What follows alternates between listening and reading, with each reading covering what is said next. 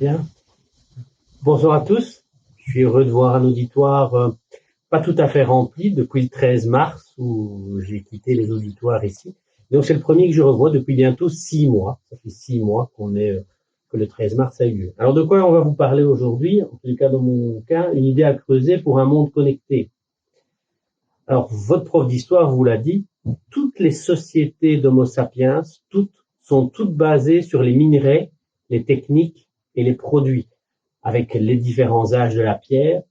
Puis il y a eu les âges du cuivre, du bronze, parce qu'il y a quelqu'un qui s'est dit je vais mettre un autre métal que le cuivre pour en faire du bronze, du fer. Nous sommes actuellement dans l'âge des combustibles fossiles que nous quittons lentement pour atteindre l'âge de l'électron où on exploite aujourd'hui tous les éléments du tableau de Mendeleïev. Tous. Tous les éléments sont exploités pour toute une série d'applications. Il n'y a pas un objet de notre quotidien qui n'est pas fabriqué directement ou indirectement avec un objet du sous-sol. On a autant extrait ces 30 dernières années que depuis toute l'histoire de l'humanité. Et on prévoit des extractions encore bien supérieures dans les années qui viennent, notamment dans le numérique. Et donc, cet objet est un objet géologique. Pour fabriquer ça, il faut ça, un caillou, un bête caillou, du coltan, dont vous avez peut-être déjà entendu parler, qui contient du tantal. Eh bien, il faudra pas mal de terres rares pour toute une série de matériels, dysprosium, néodyme, samarium, terbium, mais également pour les smartphones, du cuivre, de l'or, du tantal, le fameux coltan, à ne pas confondre avec le cobalt, ça c'est autre chose, du lithium, de l'indium. Et vous voyez que pour fabriquer un smartphone, il va falloir du lithium pour la batterie, du cobalt, du cuivre, de l'argent, de l'or, du tantal pour l'électronique, le fameux indium pour l'écran. Il faut donc toute une série de matières qui aujourd'hui proviennent en très grande majorité du sous-sol. Et donc, l'indium est aujourd'hui ce qu'on appelle un nouveau métal. Et vous voyez que sa nécessité va encore augmenter dans les décennies qui viennent si l'on conserve en tous les cas le même mode de vie et si la croissance démographique continue à s'amplifier. C'est le cas aussi pour d'autres dits nouveaux métaux qui sont connus depuis bien longtemps, mais que l'on dit nouveaux parce que nouvellement, intensément exploités pour notre mode de vie actuel. Alors, retrouver toutes ces matières premières, même pendant des siècles, Homo sapiens les a trouvées proches de l'endroit où il allait les consommer, pour fabriquer quelque chose. La Wallonie a été un des grands producteurs de zinc au XIXe siècle, dans l'est de la Belgique. Un grand producteur de plomb, près d'un village qui s'appelle Plombières, dans l'est de la Belgique. On a extrait, vous voyez, plus d'1 million de tonnes de zinc et 130 000 tonnes de plomb. Puis au siècle passé, première partie du siècle passé, on a exporté, en tout cas les pays européens ont exporté leurs extractions de matières premières dans les colonies. La France avait ses colonies, la Belgique avait une grande colonie, la République démocratique du Congo.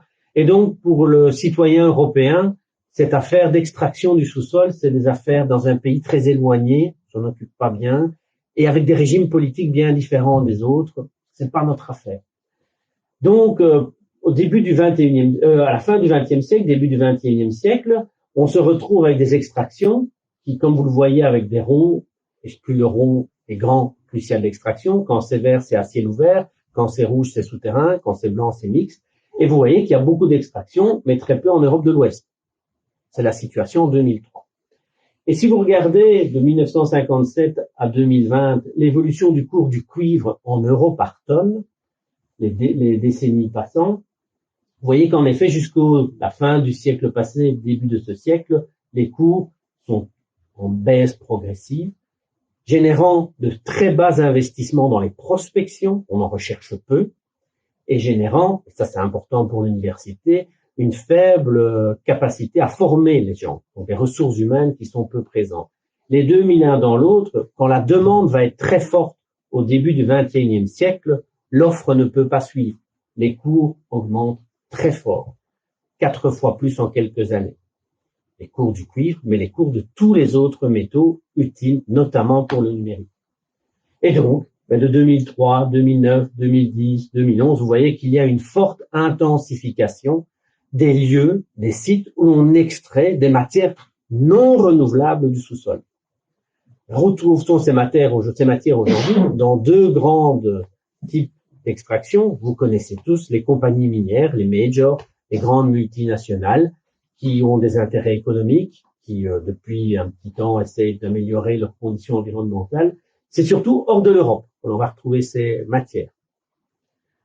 Avec, notamment en République démocratique du Congo, des produits finis, donc à haute valeur ajoutée, qui sortent des des pays de production. Ce qui veut dire que la haute valeur ajoutée n'est pas dans les pays de production. Ce qui est d'ailleurs un des paradoxes du Congo, c'est qu'il y a beaucoup de ressources minérales, mais très peu de valeur ajoutée qui y rentrent.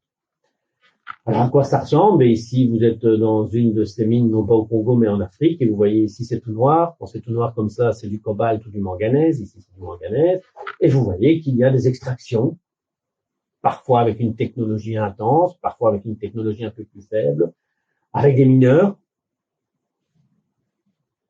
qui sortent parfois de la mine, qui arrivent dans des lieux de stockage et qui ont, à la fin de la journée, des gueules noires assez similaires aux gueules noires que nous avions en Europe de l'Ouest jusqu'en 1984 en Wallonie, puisque le dernier charbonnage en Wallonie a fermé en 1984. Un deuxième type qui alimente en métaux, notamment pour les téléphones, mais pour d'autres infrastructures également, ce sont les mines que l'on dit pudiquement artisanales avec les creuseurs. Là, nous sommes en République démocratique du Congo. Alors les creuseurs, ils remplissent des sacs, et vous voyez ces sacs, toujours le même type de sacs partout dans le monde, dans ce domaine-là. Les enfants participent au travail. Les femmes participent au travail. Les enfants transportent les sacs et vous voyez, vous devinez dans le sac, c'est un peu verdâtre, c'est un minerai de cuivre, c'est de la malachite, c'est un minerai particulier qui va donner pas mal de cuivre. Les sacs vont dans les coffres des voitures. Les voitures apportent les sacs sur des camions et on a suivi les camions qui allaient devant ce type de barrière. Donc, ils prenaient les aluminiums, le bronze, le zinc, le cuivre. Et on se demandait c'était quoi ces deux grands tuyaux? Ben, c'est les hauts fourneaux locaux et vous connaissez les sacs. Ces hauts fourneaux artisanaux vont produire des lingots artisanaux qui sont certes de moindre qualité sans doute que les lingots des grandes compagnies, première méthode d'extraction, mais qui existent. Difficile de quantifier la proportion parce que c'est par définition opaque. C'est justement des réseaux qui se veulent opaques. C'est très difficile d'estimer la production. Pour le coltan, ce qui va alimenter en tantal les téléphones portables, c'est notamment dans l'est du Congo et au Rwanda. Et les gens locaux savent bien que le coltan c'est noir et que la gangue c'est blanc. Et donc ils trient le coltan de la gangue blanchâtre. Si l'on va un peu ailleurs en Afrique, mais vous voyez au bord des routes des gens qui creusent des trous avec les moyens du bord, parfois sous-sol, toujours avec les moyens du bord. C'est en 2013. Cette photo, c'est pas 1960. On y cherche ce type de cailloux. Ce type de cailloux remplissent des sacs, toujours les mêmes types de sacs. Les sacs vont sur des ânes. Les ânes amènent les sacs dans les coffres des voitures. Les voitures amènent les sacs sur des camions. Le processus est toujours assez similaire. Et parfois même, pendant la journée, les compagnies minières extraient du matériel, et la nuit, les clandestins viennent faire des petits trous artisanaux. Donc il y a moyen de coupler les deux. Ce qui, vous allez voir, a une importance. Et donc cette problématique, qui est depuis la remontée des cours des métaux assez importante, va être mise dans le public, va être médiatisée, surtout à la fin des années 2000, 2010, 2014, avec le premier ouvrage de 2012, avec un ouvrage qui est sorti il y a quelque temps, qui a été fort médiatisé. Et le premier extrait de presse que moi j'ai vu, c'est 2014. Mais je rappelle toujours que des ONG, déjà en 2008, attiraient l'attention de la population, notamment dans cette université. Donc c'est une problématique qui a déjà plusieurs années.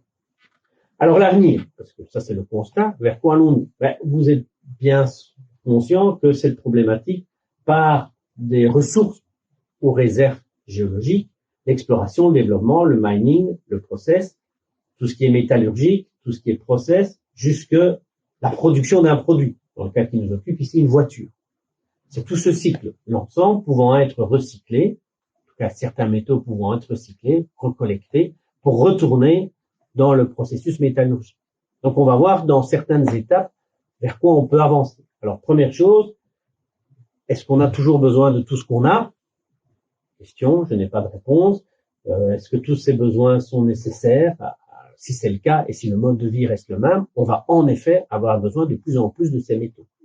Si ça vous intéresse, vous pouvez lire L'âge des low-tech de cet auteur qui nous prédit que c'est intenable. On peut aussi jouer sur la législation, tracer et légiférer ces métaux, en tout cas ces extractions. Alors déjà en région wallonne, c'est pas facile, il n'est pas aisé de légiférer à ce propos. Il n'y a pas aujourd'hui de stratégie publique claire en région wallonne. On n'extrait pas de métaux en région wallonne, mais on extrait sur 150 sites environ des matières du sous-sol, des calcaires, des dolomites, du sable, des porphyres, des argiles, de la craie, toute une série de matières qui sont extraites sur plus de 150 sites en région wallonne.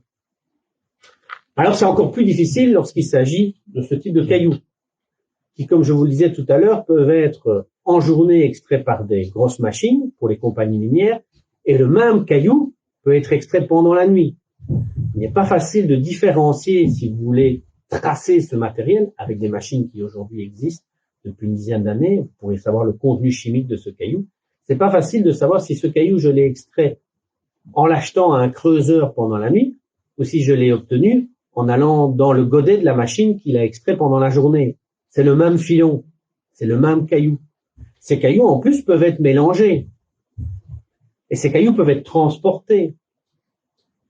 Donc ces cailloux, il n'est pas facile d'en déterminer l'origine, qui va être très facilement contestée.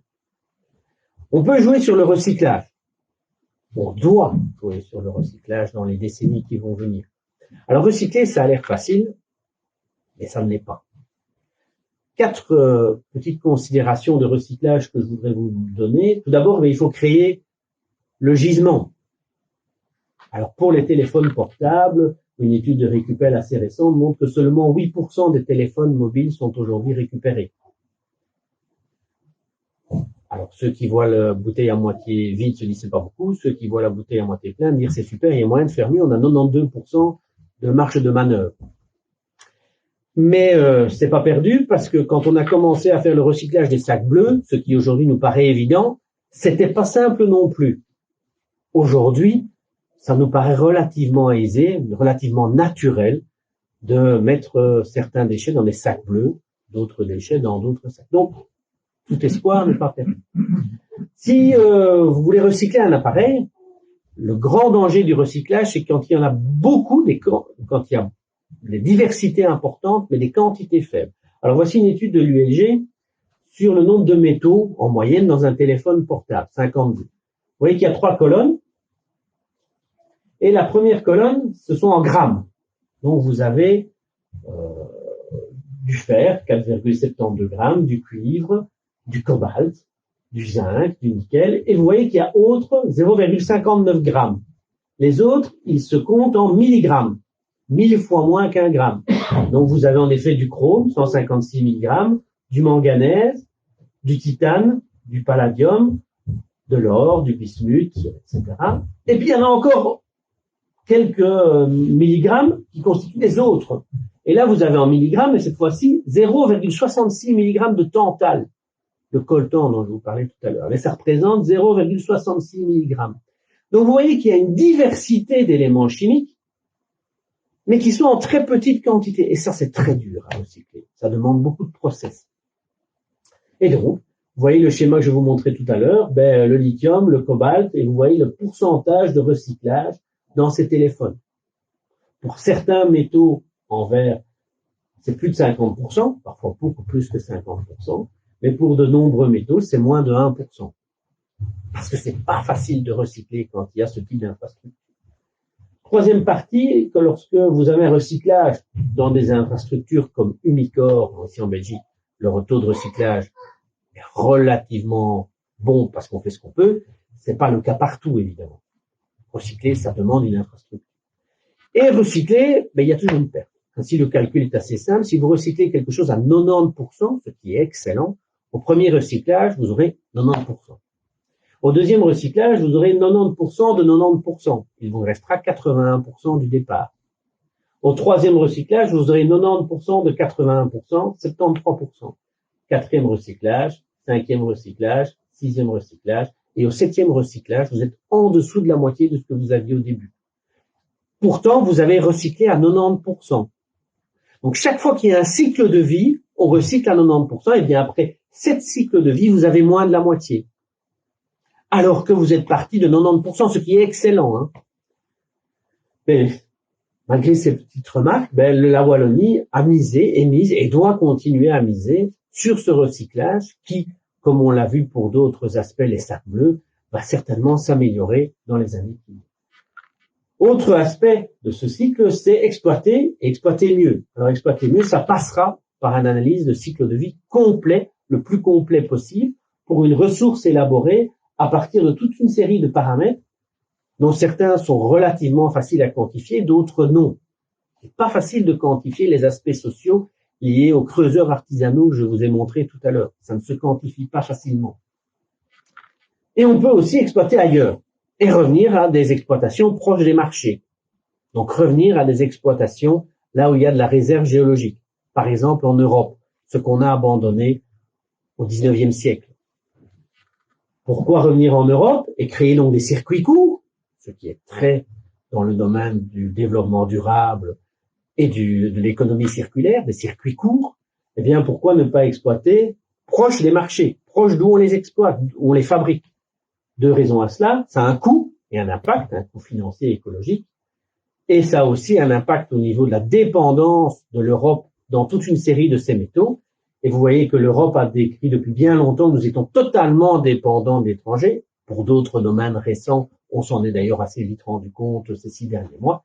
Et l'Europe a même mis en évidence depuis quelques années que l'importance économique de certains métaux, notamment le tungstène, qui a une importance économique radicale dans notre continent, par rapport au risque d'approvisionnement, eh bien, vous voyez que les terres rares lourdes et les terres rares légères sont des éléments pour lesquels il y a vraiment une criticité. C'est critique. Ça peut le devenir. Alors, on pourrait envisager d'extraire ces matières en Belgique, par exemple. Alors, la Belgique, comme il n'y a que des Belges dans la salle, c'est facile, vous allez vite comprendre, ça a été régionalisé entre 80 et 93, c'est une compétence totalement régionale. Le sous-sol est totalement régionalisé en Belgique. La Wallonie a sa carte géologique, la Flandre a sa carte géologique et gère son sous-sol de façon totalement indépendante. Et donc, déjà depuis 2013, eh bien, vous voyez que des articles de presse montrent que l'on pourrait réouvrir les mines de minerai de zinc du côté de Plombières, parce qu'il y a aussi du plomb. Le plomb et le zinc, c'est deux copains du tableau de l'air. La Calamine et Verviers. Et en effet, le 4 octobre 2017, la société Walzinc, Wallonie Zinc, a introduit une demande de permis d'exploration, pas d'extraction, d'exploration sur les communes de Aubel, Plombières, La Calamine, etc. Et il y a eu en effet en octobre 2017 une réunion dans la maison communale d'une de ces communes avec les riverains. Eh bien, évidemment, les riverains étaient totalement contre. Les bourgmestres sont totalement contre et la région est totalement contre. Il y a de la matière, mais il y a surtout un syndrome bien connu, NIMBY, Not in my backyard. Donc ça, je suis ravi que ça fonctionne. Quand on extrait le coltan au Congo, ça va m'émouvoir, mais comme c'est loin de chez moi, hors de question qu'on extrait des matières, évidemment, proches de chez moi. C'est l'effet NIMBY. C'est le principal effet Not in my backyard. Alors en France, ils ont eu le même effet. Donc il y a des titres miniers qui ont été donnés récemment, une décennie à peu près. Bien une de ces compagnies a ramassé une bombe devant chez elle, en Bretagne notamment ici, où il est écrit prends garde à toi, et la société s'appelle Varisca. Donc en conclusion, vous avez compris, mais votre prof d'histoire vous l'avez déjà dit, que toutes les sociétés sont basées sur les minerais, l'âge de la pierre, l'âge du cuivre, l'âge du bronze, l'âge du fer, et nous sommes actuellement dans l'âge où on extrait tous les minerais, tous les métaux, notamment pour l'industrie du numérique, que ça génère des conditions sociales et environnementales discutables, qu'on passera par une mine responsable avec une analyse de cycle de vie, en prenant toutes les composantes du système, vers une stratégie publique claire, que très certainement ça va nous nous amener une gestion du syndrome NIMBY accrue, avec des tensions géopolitiques et des coûts qui vont très vraisemblablement augmenter drastiquement, sauf si on diminue nos besoins ou sauf si on diminue l'impact que cela peut avoir. Je vous remercie pour votre attention.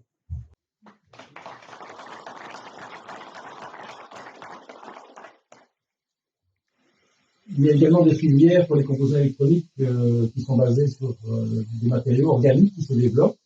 Est-ce que vous croyez que c'est une filière qui a un avenir par rapport à la filière classique, où Tout à fait. Probablement un rapport à la fois de performance mais aussi de prix? Donc, est-ce que vous croyez qu'à moyen terme, on verra surgir des technologies qui seront indépendantes de ces matériaux? Alors, je n'ai pas de réponse puisque je n'ai pas la compétence de la chimie organique auquel vous faites allusion et à laquelle vous faites allusion. Pour le graphène, j'en entends parler depuis bien longtemps. Dès le moment où on m'a parlé de Tantal, j'entends des physiciens qui me disent « mais ça ne pose aucun problème avec du graphène ». Concrètement, je n'ai pas encore vu de téléphone associé à ce type de production. Concrètement, je vois toujours qu'on extrait de plus en plus chaque année de ces métaux. Donc je me dis que si ce que j'entends est vrai, il y a quelque chose qui fait qu'on n'a pas encore mis en pratique. Alors est-ce que c'est des conditions techniques, c'est-à-dire où c'est moins bon, ou est-ce que c'est des pressions économico-socio-politiques, je ne sais pas, mais d'une façon très pragmatique, ce qui est en général la bonne manière de voir les choses dans notre affaire, ça n'a pas encore été fortement développé. En revanche, des téléphones Fairphone, ça je vois qu'il y en a qui fonctionnent, qui sont vendus, qui ont plusieurs avantages dont on peut discuter, notamment le fait qu'on peut les réparer beaucoup plus facilement. C'est-à-dire que tous les modules peuvent être réparables indépendamment, ce qui n'est pas le cas de ce téléphone-ci, par exemple. Ces Fairphone garantissent aussi que l'approvisionnement est fair, donc que l'approvisionnement respecte toute la chaîne de façon éthique et équitable. Mais en effet, ça fait bien, on voit des projets de développement en tentant de s'affranchir au maximum de ces matières dont je viens de vous parler, ces matières qui sont essentiellement des métaux, mais pas que des métaux d'ailleurs. Il n'y a pas que des métaux. Il y a aussi un autre obstacle au recyclage, c'est en fait le fait que les techniques de recyclage des matériaux ne sont pas intégrées dans le développement des technologies. Oui. Et pour l'industrie automobile, on a déjà fait le pas d'imposer par voie de règlement que un pourcentage très important de matériaux doivent pouvoir être recyclés. Vous voyez qu'on va... Oui. L'éco-conception, puisque c'est de ça dont on parle, une conception éco-conception, ça fait par contre un chemin réel dans de nombreux produits, vous parliez des voitures, et en effet, de plus en plus on tente de concevoir ces matières en intégrant directement le recyclage, voire même, le cas échéant, comme vous le dites, des alternatives potentielles. Cette éco-conception, je trouve que là, depuis quelques années, il y a un réel coup en avant dans l'éco-conception. Ça ne veut pas dire que tout est parfait, ça ne veut pas dire qu'on y sera à la fin de l'année, mais ça veut dire qu'il y a en effet chez les concepteurs cette tendance, de fait. Si on parle de l'impact sur la biodiversité, effectivement, quand on mine et qu'on fait table rase de tout ce qu'il y avait avant, ça a un impact énorme également. Total. Certaines entreprises prévoient à l'avance la revégétalisation. À quel point c'est appliqué dans le monde À différents degrés. Donc en Wallonie, si vous vient l'idée de faire une carrière tout près de chez vous, outre l'effet NIMBY que vous aurez à gérer, vous aurez obligatoirement à prévoir un plan de réhabilitation. Donc vous serez obligé de prouver que vous pourrez faire ce plan auprès de la région wallonne. C'est la région wallonne qui gère. Vous imaginez volontiers, je crois qu'on peut tous l'imaginer, que ce n'est pas pareil dans tous les pays du monde et que les codes miniers des pays du monde, quand il y a un code minier, ne prévoient pas toujours une réhabilitation obligatoire. Et en effet, l'impact peut être important sur certaines régions et parfois bien au-delà de la région, au travers de la dissémination des éventuelles pollutions. L'impact est réel. Ces activités industrielles ont un impact, bien sûr économique, environnemental et social. Oui. Johan s'est beaucoup intéressé aux problématiques qui entourent le numérique par rapport aux matières premières, à l'extraction des métaux, notamment l'utilisation des métaux dans ce qu'on appelle les nouvelles technologies. Moi, je vais plutôt m'intéresser à la consommation électrique lorsqu'on utilise ces appareils et lorsqu'on utilise surtout Internet. Je ne sais pas, ici, qui travaille dans l'informatique, qui connaît un peu en informatique, que je me fasse une idée. 2, 3 personnes, 4 personnes, on va dire 4, 5 personnes, ok. Parce que j'ai pas mal vulgarisé le concept d'Internet, donc c'est pas plus mal qu'il n'y ait pas trop de spécialistes dans la salle. Donc, pour démarrer, j'aime bien partir d'un modèle de cycle de vie des appareils informatiques. Ça vous pouvez le transposer avec n'importe quel objet, une table, des vêtements, etc. À savoir qu'on peut décomposer la vie d'un objet en différentes phases. Donc, on voit qu'il y a des ressources à gauche. Ensuite, on va les utiliser pour produire, fabriquer quelque chose. On va utiliser cet objet. Dans le cas de l'informatique, vous allez produire ce qu'on appelle un service. On va voir de quoi on parle par service. Puis ensuite, c'est la fin de vie. Donc, c'est ce dont on parlait pour les appareils informatiques. On va soit les déposer au parc à conteneurs quand tout se passe bien, ou essayer de recycler une partie. Mais comme on l'a vu, ça devient de plus en plus compliqué de recycler de manière efficace des appareils informatiques. Quand je parle d'appareils informatiques, un ordinateur, un smartphone, une tablette, une télé, tous les appareils que vous pouvez utiliser pour aller sur Internet, par exemple, sont ce que j'appelle des produits, des appareils informatiques. Et donc, ce cycle de vie va vous permettre de pouvoir mesurer, si vous voulez, l'impact de ces appareils sur l'environnement, mais pas seulement. D'accord, on va aussi un peu parler des problèmes sociaux qui peuvent découler de l'utilisation des appareils informatiques. Alors, ce qui va nous intéresser pour la plupart de la présentation, c'est vraiment l'utilisation. Quelle est la pollution en fait qui est liée à cette utilisation des services informatiques, plus globalement d'Internet. D'accord? On va le voir, on parle de plus en plus d'Internet, la pollution que génère Internet. Qu'est-ce qu'on entend par là? En fait, on parle de l'électricité qui est nécessaire pour alimenter les data centers, les appareils, etc. Cette électricité est encore en majorité issue des énergies fossiles. Hein. Je pense qu'on est dans 80%. Vous ajoutez aussi du nucléaire par-dessus. Donc, vous voyez que toute la manière dont on produit cette énergie est encore polluante et elle vient de là, la pollution, pour la phase d'utilisation.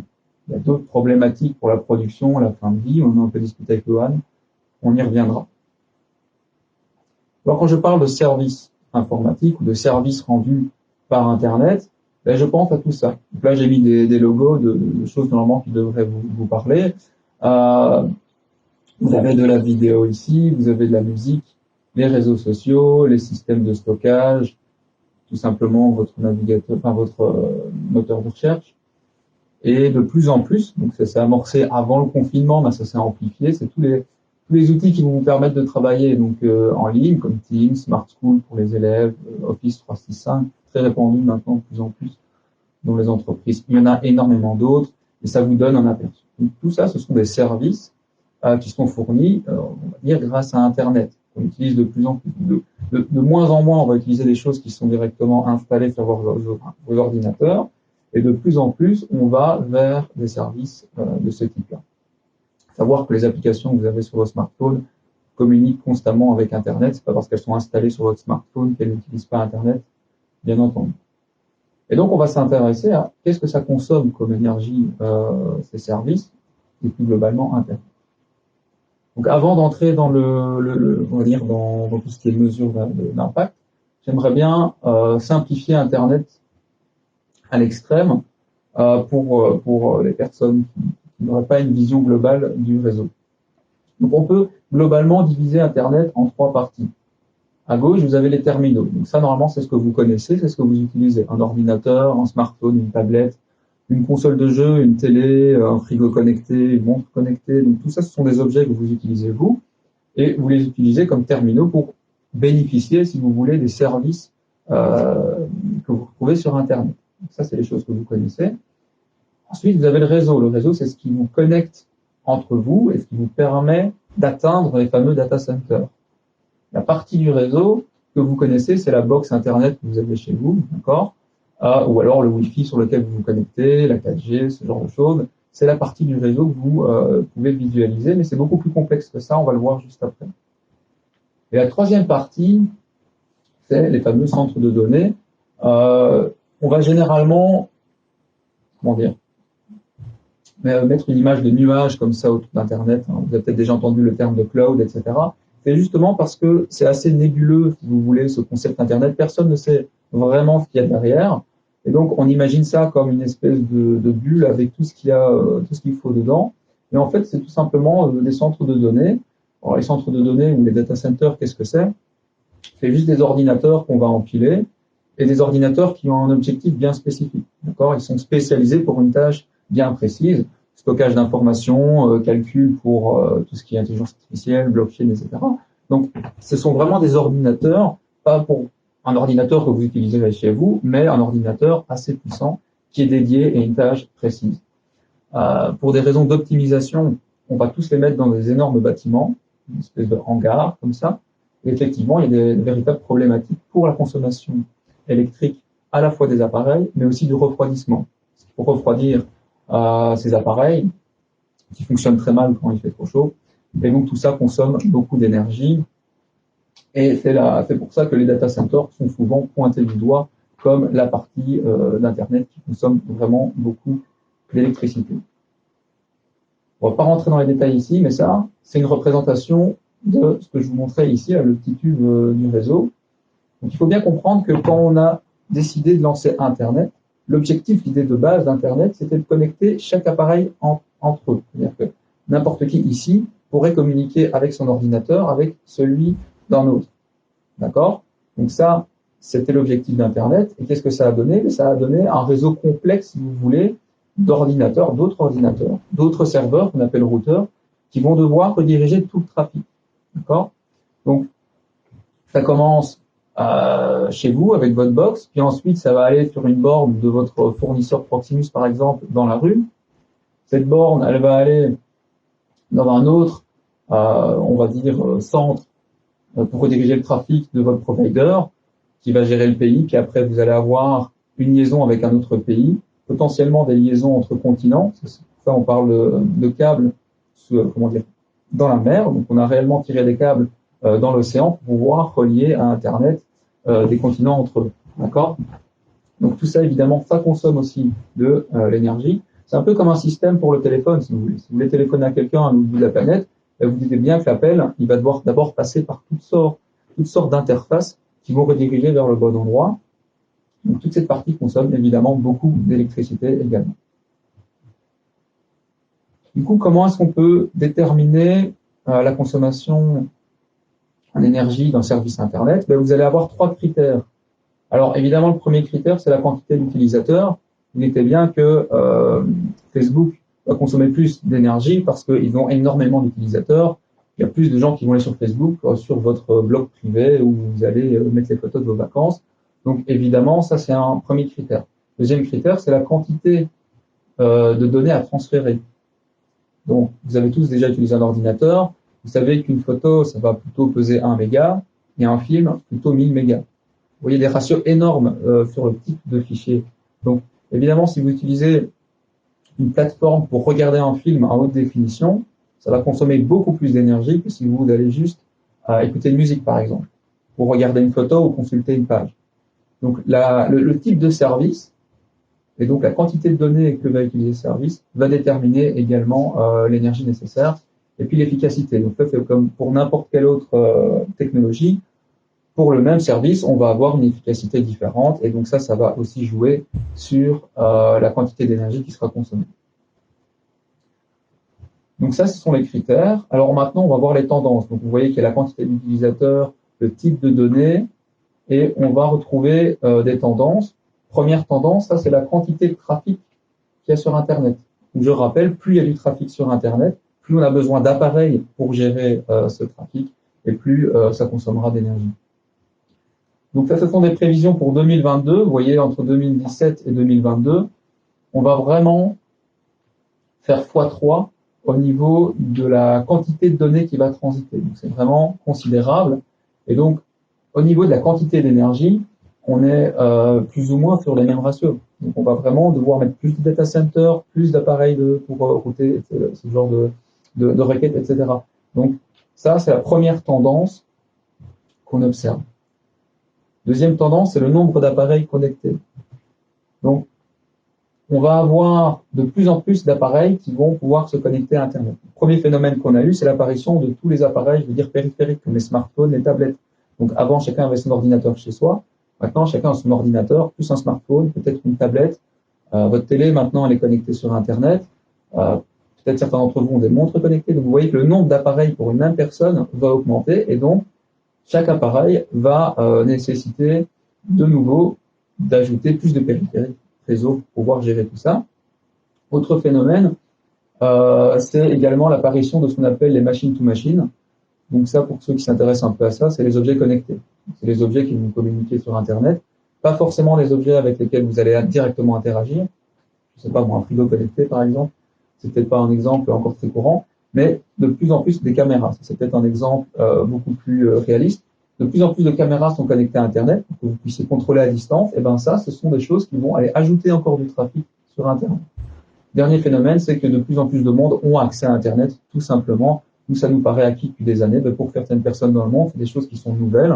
Et donc, de nouveau, ça va augmenter le trafic, le nombre d'appareils qui sont connectés à Internet. Alors, dernier phénomène qui est vraiment très intéressant pour ceux qui découvrent la thématique, c'est le type le type de données, si vous voulez, ou le type d'utilisation qu'on va retrouver sur Internet. Vous allez voir, donc vous avez à droite ici dans les chiffres, c'est la prévision pour 2022. C'est des prévisions qui sont vraiment très fiables. Hein, ce sont des prévisions qui viennent de Cisco, si vous voulez. Si on reprend le slide ici, c'est eux qui développent ce genre d'appareil. Donc ils sont assez bien placés pour savoir la quantité de trafic et le type de trafic qui passe sur Internet. Qu'est-ce qu'ils nous disent? Ils nous disent qu'en fait, d'ici 2022, mais c'est déjà le cas maintenant, plus de 80% du trafic, ça correspond à la vidéo. D'accord? Donc si vous enlevez la vidéo d'Internet, ben vous enlevez 80% de la consommation électrique. Donc c'est vraiment considérable. Et l'apparition de la vidéo sur Internet, c'est relativement récent. Donc l'utilisation de plateformes comme Netflix, YouTube, et même vos télés maintenant qui sont directement connectées à Internet, tout ça c'est relativement récent. C'est-à-dire qu'il y a une dizaine d'années, on n'avait pas des chiffres pareils. Vous voyez que, par exemple, le gaming, donc ceux qui jouent à des jeux vidéo le font en ligne, ou même les consoles maintenant sont directement connectées, représenterait que 4% et 1% aujourd'hui. Donc c'est vraiment pas grand-chose. Ce qu'on appelle le web data, ici le 12% en 2022, ça c'est vraiment juste la navigation sur Internet. Vous consultez, votre page Facebook, vous allez faire une recherche Google, c'est 12%. Donc vous voyez vraiment que la vidéo a une place prédominante dans la problématique. Et donc, quand on vous parle de pollution d'Internet, ben voilà, il faut aussi relativiser et dire, OK, il y a surtout une problématique pour l'utilisation, je précise, par rapport à la vidéo. Petit bilan de l'impact, si vous voulez, de l'informatique, que ce soit sur l'environnement, mais aussi sur les conditions de travail. On peut jamais donner un chiffre précis. Je peux pas vous dire Internet c'est 4% des gaz à effet de serre, c'est 10% de la consommation électrique mondiale. En fait, c'est impossible à déterminer. C'est impossible parce que à la fois c'est complexe et aussi les chiffres qu'on va récupérer des études, mais chaque équipe de chercheurs va utiliser une méthodologie différente, des équations différentes et surtout un périmètre différent. C'est-à-dire que si vous maintenant vous décidez, je vais mesurer la consommation électrique d'Internet, qu'est-ce que vous prenez en compte? Est-ce que vous prenez le réseau, les centres de données, la consommation de tous les ordinateurs qui sont sur la planète, le tout ensemble? Est-ce que vous prenez aussi la consommation électrique, des câbles? Est-ce que vous prenez en compte seulement l'utilisation, aussi la production, l'extraction des métaux, la construction des routes qui permet de faire circuler les matériaux? Donc vous voyez que quand on analyse, ce qu'on appelle une analyse de cycle de vie, il faut définir un périmètre et souvent on se retrouve avec des périmètres différents et ça rend difficile la comparaison en fait, entre ces études. Et donc, moi ce que j'ai fait, c'est que je préfère prendre des tranches en fonction des différentes études que je vais trouver pour avoir une idée. Et donc l'idée, c'est que la consommation électrique de l'informatique, tout confondu, hein, que ce soit pour la production, l'utilisation et le recyclage, on tourne entre 4 et 10% de la consommation électrique mondiale, ce qui est quand même considérable. Et au niveau des gaz à effet de serre, c'est plus ou moins les mêmes intervalles. Il faut bien comprendre que ce qui est important, c'est pas tant les chiffres que vous voyez ici, c'est surtout le fait que, c'est considérable, donc ça doit être pris en compte, ça ne peut pas être simplement ignoré en disant il y a d'autres priorités, et c'est surtout les tendances qui sont inquiétantes.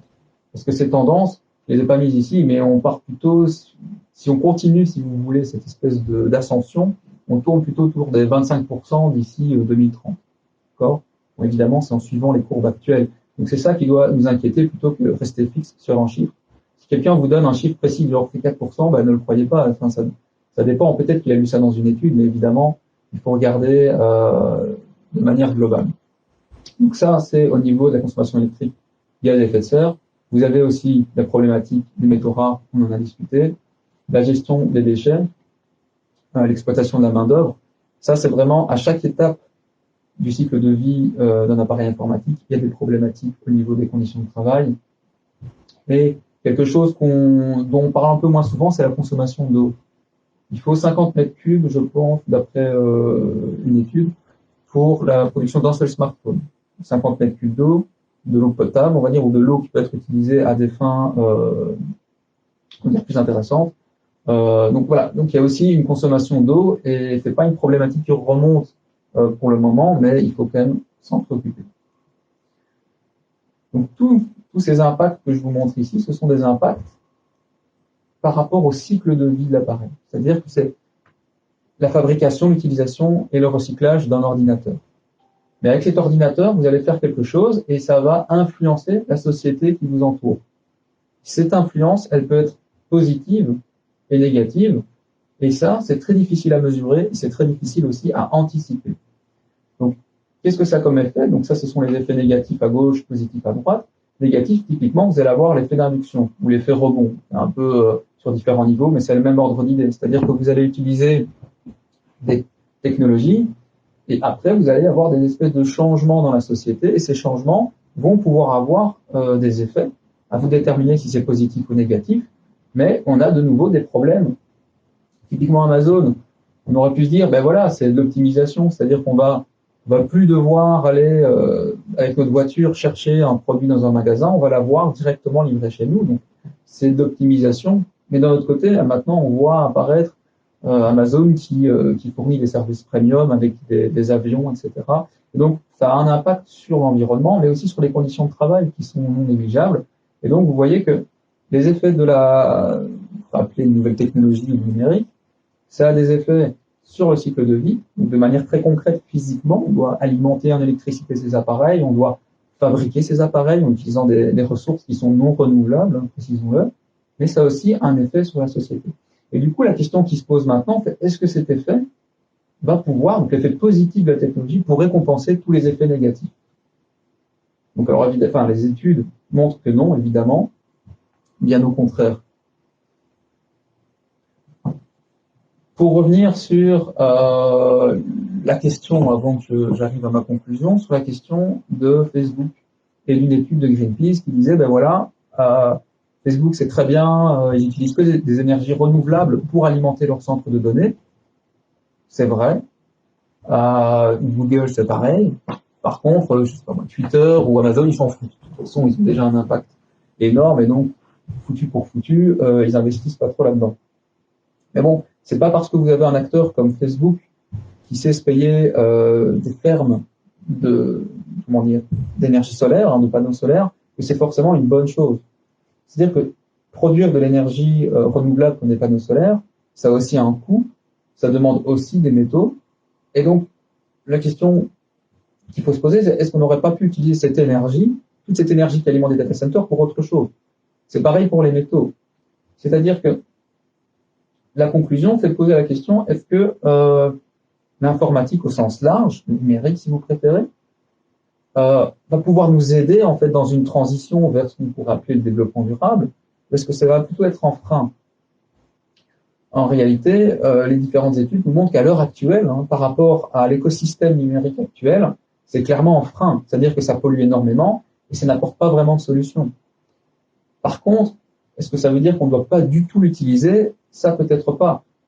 Mais si on doit pouvoir utiliser, si on va devoir commencer à gérer avec les Chinois, par exemple, pour des terres rares, pouvoir négocier l'achat de terres rares, on va peut-être préférer les utiliser pour les placer dans des équipements médicaux de pointe, qui en ont besoin aussi, ou dans des énergies renouvelables, plutôt que dans un smartphone. Donc ça, c'est vraiment une question plus subjective, qui est plus ouverte au débat, hein, ça dépend tout un chacun. Qu'est-ce qui est essentiel, qu'est-ce qui ne l'est pas, et qu'est-ce qu'on veut faire avec ces technologies. Donc pour résumer concrètement, si on veut vraiment utiliser ces technologies vers une transition, il faut d'abord qu'elles soient sobres. C'est-à-dire que nous, là on arrive sur une technologie qui est utilisée pour le loisir, qui est tout à fait inefficace en termes de consommation électrique, faut bien le concevoir. Et il faut aussi que cette utilisation soit durable. Donc rappelons qu'un ordinateur est fait avec des ressources qui sont non renouvelables. Donc, il faut pouvoir le recycler. Et là, on tend quand même vers une fabrication qui est de plus en plus, qui rend les appareils de plus en plus obsolètes par la difficulté qu'on a à les démonter, à les recycler, et une certaine opacité par rapport aux moyens de production. Donc, on ne tend pas vers ça, mais c'est bien vers ça qu'on devrait tendre. Donc, revoir les procédés de fabrication pour faire de l'éco-conception, tout en utilisant ces technologies pour ce qui nous semble être essentiel, en tout cas si on veut aller vers une transition plus durable. Voilà. Merci de votre écoute.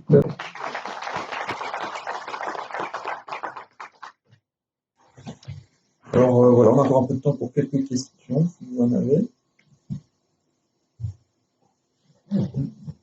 Oui. Quelle distinction faites-vous entre l'effet rebond et l'effet d'induction? Alors, en général, l'effet rebond, là on va vraiment arriver dans des choses un peu précises, mais ça, c'est ce que je vous ai montré là, c'est un schéma qui n'est plus tant partagé, on va dire, par la communauté scientifique, parce que justement, il y a cette distinction qui n'était pas très claire, mais elle a le mérite d'être assez compréhensible, on va dire, par un public, je veux dire, en le regardant pour la première fois. En général, en effet rebond, on va le mettre sur plusieurs niveaux. C'est-à-dire que l'induction, c'est une forme d'effet rebond direct, c'est-à-dire que on va, par exemple, directement utiliser Amazon pour commander. Ça va changer, si tu veux, la manière dont tu consommes, de manière assez directe. Donc ça, c'est plutôt un effet d'induction. C'est-à-dire que cette technologie n'existait pas avant. Du jour au lendemain, elle apparaît, tu l'utilises et ça te permet de faire quoi? Ça te permet de commander toutes sortes de babioles en Chine. Mais ça, tu pouvais pas le faire avant. Donc ça, c'est vraiment, on va dire, l'induction, c'est quelque chose dans l'immédiat. L'effet rebond, un peu, on va dire, plus indirect, c'est vraiment par rapport à un changement de mode de pensée, un mode de fonctionnement de la société. Donc, qu'est-ce que ça pourrait être? Typiquement, c'est le télétravail. Donc, l'informatique te permet de faire du télétravail, imaginons, une fois par semaine. Bon, maintenant, évidemment, le contexte a changé, mais imaginons, avant le confinement, ton entreprise te dit maintenant, tu dois venir au travail une fois par semaine parce que tout le reste, tu peux faire du télétravail. Toi, tu te dis quoi? Étant donné que je dois me rendre au travail maintenant plus qu'une fois par semaine, je peux déménager parce que jusqu'ici, j'habitais dans le centre de Bruxelles, ça coûte cher. Je vais habiter Perpète-les-Bains, ça va me coûter beaucoup moins cher et je ne ferai plus qu'un seul trajet par semaine. Sauf que ce trajet est tellement long qu'au final, tu vas consommer plus d'essence qu'avant. Et donc, tu vois que l'introduction de cette technologie va en fait changer ton mode de pensée, ton mode de consommation pour, au long terme, augmenter ton impact, alors que l'objectif de base était de diminuer l'impact. Ça, c'est ce qu'on appelle un effet rebond. Et l'effet rebond, ça veut dire que ça peut se matérialiser avec toutes sortes de technologies. Hein. C'est pas propre à l'informatique. Un autre exemple, ce sont typiquement, tu vas avoir une ville qui est complètement bouchée au niveau du trafic. Quelqu'un va amener une nouvelle technologie de type Waze pour pouvoir fluidifier le trafic, pour éviter les bouchons. Le trafic va un peu se fluidifier. Et toi, tu prenais le train parce que tu en avais marre des bouchons. Et là, tu dis, je vais reprendre ma voiture parce que je vois que ça fluidifie. Donc, tu vois que c'est un effet de société qui va apporter un effet négatif d'un point de vue de l'environnement. Mais de nouveau, c'est pas propre à l'informatique. C'est un phénomène qui est très global. Et ça se produit aussi au niveau vraiment dans le domaine de la psychologie générale, quoi. Donc, c'est un phénomène qui est souvent cité pour ceux qui regardent des débats autour du développement durable. parce que tu vas avoir souvent deux familles. Tu vas avoir ceux qui vont apporter des solutions technologiques à des problèmes d'efficience, et alors souvent ils vont être attaqués justement sur l'effet rebond. C'est-à-dire, c'est bien, vous rendez ça plus efficace, mais tout ce qui va se passer, c'est que les gens vont consommer plus. Donc ça, c'est un effet rebond. Et la différence avec l'induction, c'est ça. Mais je t'accorde que la distinction n'est pas facile à savoir. Une autre question de ce côté-là? Oui, ici, devant. À votre avis, quelles seraient les solutions en dehors de la sensibilisation que vous faites pour inciter les gens à aller vers une utilisation plus raisonnée de ces ressources renouvelables? Oui, on peut inciter, mais c'est un choix de tout un chacun. C'est-à-dire que ça dépend quels sont les objectifs que les gens se fixent. Je peux pas dire demain arrêtez d'utiliser Internet, arrêtez d'utiliser un téléphone. C'est un phénomène, c'est quelque chose que chaque personne doit, c'est une décision personnelle par rapport à ça. Donc, ici, on a plus une mission de transfert de connaissances. Après, les gens en font ce qu'ils veulent. Donc, tu peux pas forcer quelqu'un à changer ses habitudes s'il n'en a pas envie. Tu peux lui présenter des faits, tu peux lui expliquer la problématique, et après, la personne adapte en fonction de ses possibilités, parce que c'est des possibilités financières, les possibilités de la société, donc c'est des phénomènes où la société doit changer ensemble, c'est difficile de s'isoler. Donc, je ne sais pas si c'est exactement ça ta question, faut voir un petit peu, parce que là on touche à quelque chose de subjectif. Donc moi je pense personnellement qu'il faut clairement, tout doucement, s'habituer à ne plus utiliser de technologie pour ce que j'appellerais du loisir. Et ça, c'est mes convictions. Ça peut être différent d'une personne à l'autre. Oui. Quelle est l'influence, disons, de l'architecture donc des systèmes informatiques? Parce qu'on est parti il y a quelques années, moi j'ai connu l'informatique dans les années 70, c'était des centres de calcul avec des terminaux, donc tout se passait de façon centralisée. Puis on a évolué pendant une période, une phase de décentralisation de l'intelligence et des données, avec notamment les PC, les mini-ordinateurs, etc. Et maintenant, on fait un peu machine arrière, on a beaucoup d'applications qui sont prises en serveur, tout se passe dans les centres de calcul. Et quelle est l'influence que ces changements d'architecture ont eu sur le trafic et sur la consommation d'énergie? Ouais, il faut savoir, les architectures changent. Donc, en informatique, il y a des modes comme dans tout, et donc il y a effectivement des architectures qui vont avoir un impact. Mais c'est pas tant l'architecture en fait qui va avoir un impact à l'heure actuelle. Donc c'est plutôt la qualité des logiciels qui sont utilisés.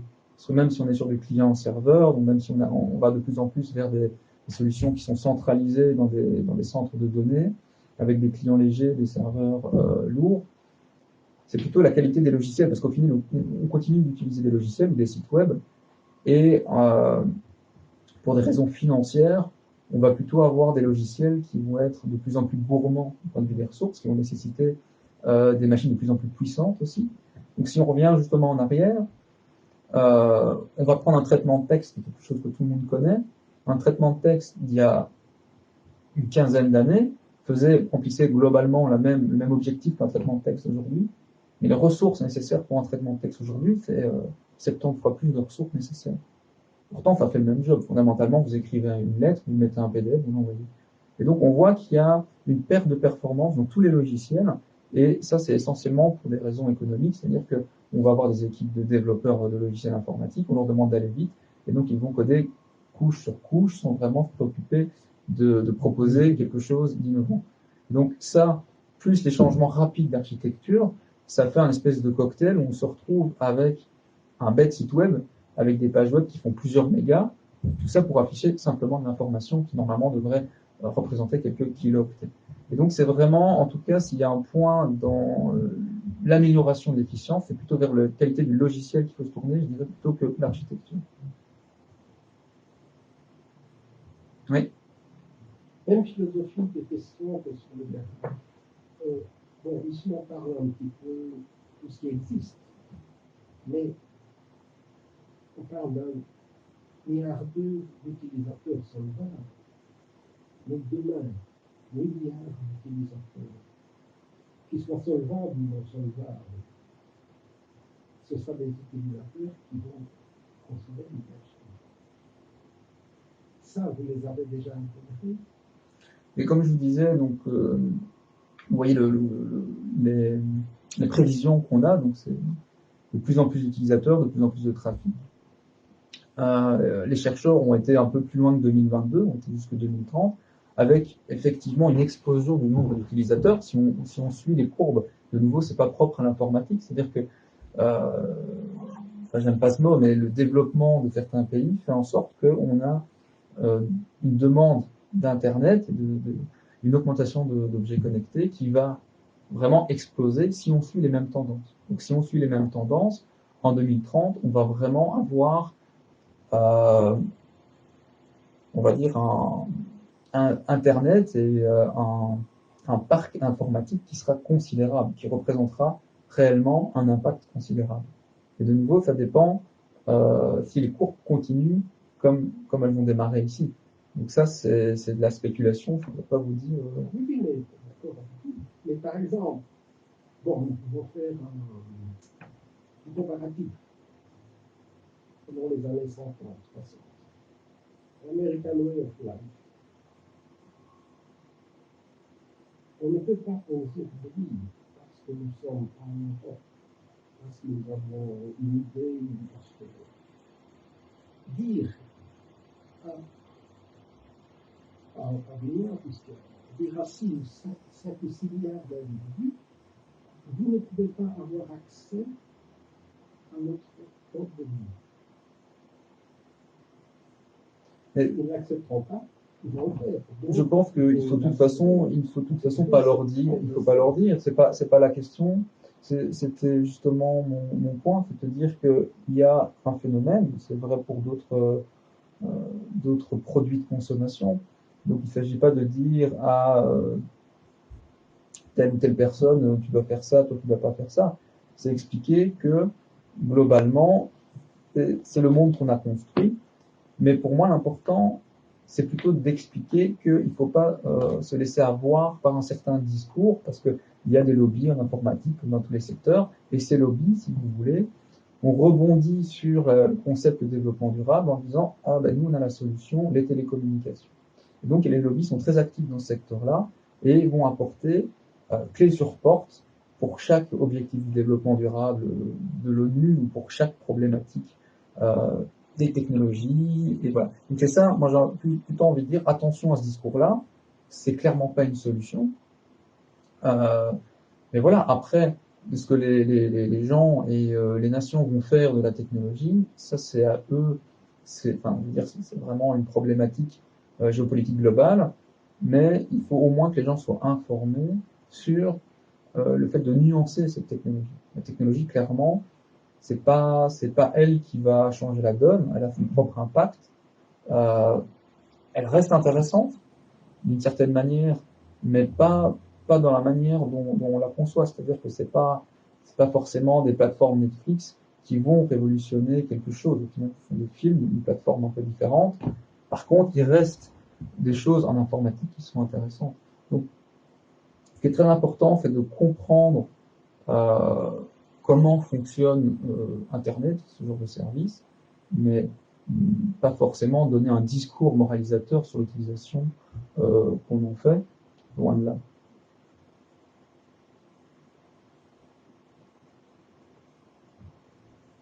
Ok, je pense qu'on a fait le tour. Dernière question. Oui, donc vous exposez les premiers qui étaient sous l'impact de TFA. Oui. Et vous, c'était l'énergie. Et alors, vous avez parlé aussi des impacts globaux. Oui. Et vous avez dit qu'il faut avoir une approche analyse de ces éléments.